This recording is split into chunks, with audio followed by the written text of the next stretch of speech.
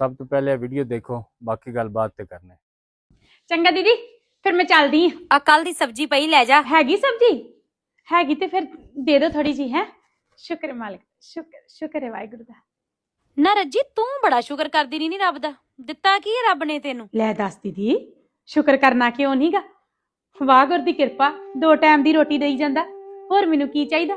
ਸ਼ੁਕਰ ਹੀ ਆ ਮਾਲਕ ਦਾ। पर तेरे ते घर वाले दा एक्सीडेंट नहीं होया इस साल?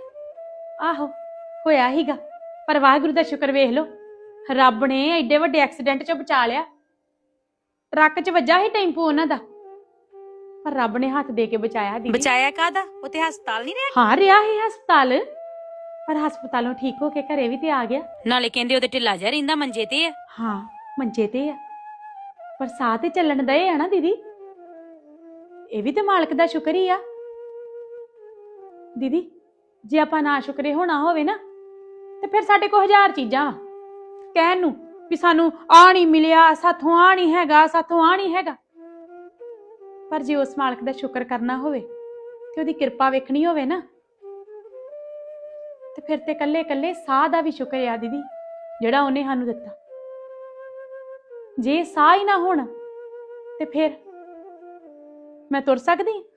ਰੱਬ ਨੇ ਮੈਨੂੰ ਸਾਹ ਦਿੱਤੇ, ਮੇਰੇ ਹੱਥ ਪੈਰ ਚੱਲਦੇ ਨੇ, ਮੈਂ ਘਰਾਂ ਦਾ ਕੰਮ ਕਰਕੇ ਕਮਾਈ ਕਰੀ ਜਾਨੀ ਆ, ਇਹ ਵੀ ਤੇ ਸ਼ੁਕਰ ਹੀ ਆ ਦੀਦੀ। ਸਾਨੂੰ ਐ ਲੱਗਦਾ ਵਾ ਵੀ ਵੱਡੀਆਂ ਵੱਡੀਆਂ ਚੀਜ਼ਾਂ ਮਿਲਣ ਨਾ ਤੇ ਫੇਰ ਹੀ ਸ਼ੁਕਰ ਕਰਨਾ ਚਾਹੀਦਾ। ਨਾ ਦੀਦੀ, ਸ਼ੁਕਰ ਤੇ ਹਰ ਚੀਜ਼ ਦਾ। ਤੁਸੀਂ ਰਾਤ ਨੂੰ ਸੌਂ ਕੇ ਸਵੇਰੇ ਉੱਠੇ ਜੇ ਨਾ, ਇਹਦਾ ਵੀ ਸ਼ੁਕਰ ਕਰਨਾ ਬਣਦਾ। ਤੁਹਾਡੇ ਬੱਚੇ, ਤੁਹਾਡੇ ਧੀਆਂ ਪੁੱਤ ਸਲਾਮਤ ਨੇ ਨਾ, ਇਹਦਾ ਵੀ ਸ਼ੁਕਰ ਕਰਨਾ ਬਣਦਾ। ਤੁਹਾਡੇ ਕੋਲ ਬੱਚੇ ਹੈਗੇ ਨੇ ਨਾ, ਇਹਦਾ ਵੀ ਸ਼ੁਕਰ ਕਰਨਾ ਬਣਦਾ।